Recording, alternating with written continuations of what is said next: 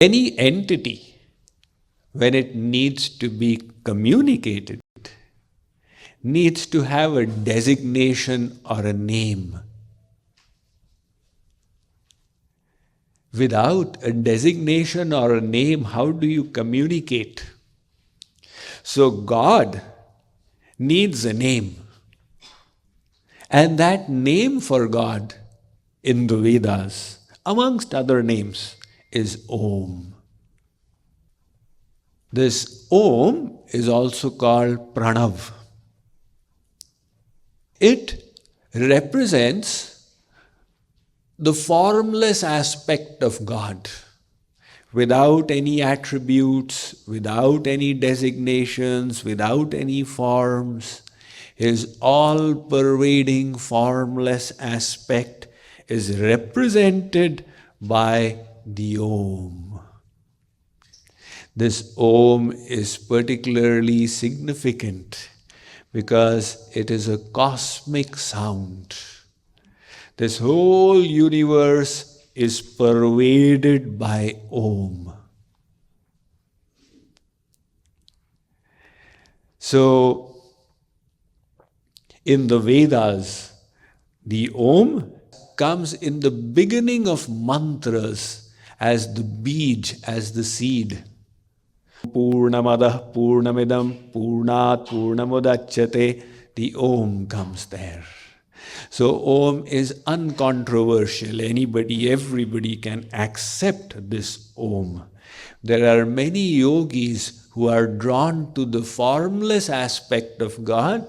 They enjoy meditating upon Om. But what is important is the name of God. Whichever name you wish to take, do remember His name. The Bible says, in the beginning was the Word, and the Word was with God, and the Word was God. The Vedas say, when God created this world, before He created the physical entities, earth, water, fire, air, sky, He created the sound, Om. And from that sound came sky. And then everything else unfolded. So there's a parallel between these different scriptures.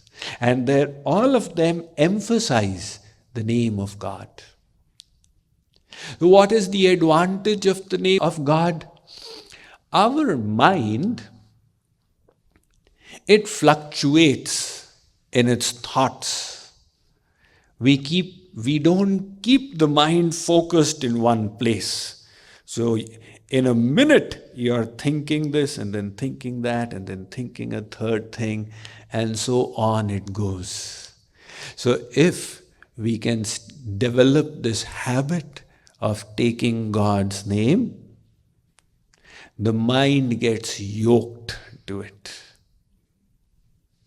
So that in order to bring the mind under control, the chanting of His name becomes very advantageous. This chanting of the name can be done in different ways. One is Upanshu. Upanshu is where your lips are closed or are slightly open. And you are chanting, but nobody can hear you. You are chanting, nobody can hear you.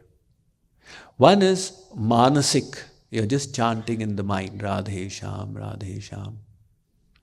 And one is Vachak, when you are actually speaking it out. Hare Ram, Ram Ram, Hare Hare. And one is Kirtan, where you are singing it loudly with the playing of musical instruments. So all these are different ways of taking the name of God. And devotees of the Lord, they take advantage of all of these. Out here, we shall be utilizing all these different processes of chanting in order to remember God. Kripaluji Maharaj, he says, Shwas jab khincho to rakahu, man hi man te pyare. श्वास जब छोड़ो तो कहु दे, ध्यान भी करु प्यारे, ध्यान भी करु प्यारे. Says, when you breathe in your mind, chant Ra. And when you breathe out, in your mind, chant De. So with every breath, you will remember Radharani. Radhe, Radhe.